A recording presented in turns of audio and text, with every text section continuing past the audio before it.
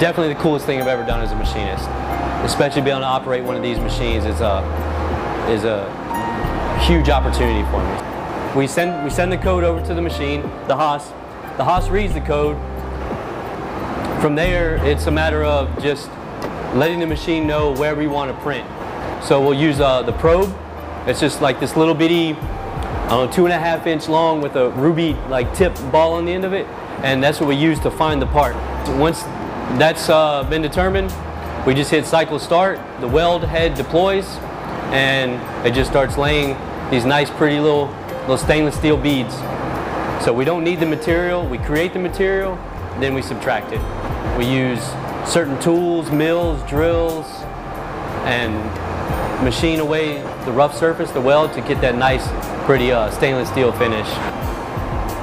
So take that part out of the machine for the last time, blow off the coolant, blow away the chips, and see the final product is always very, very rewarding.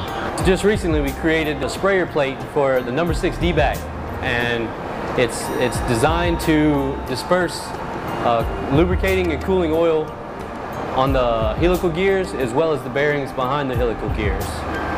And it was all fully manufactured on the ship. Now that we have all 6 D-bags up, we can efficiently operate our deballasting system and get our weld deck from 8 to 10 feet down to 0 feet at the sill in a good time. We'll just say that. Your measurements are right, everything lines up, and a nice, beautiful machine product is what every machinist strives for.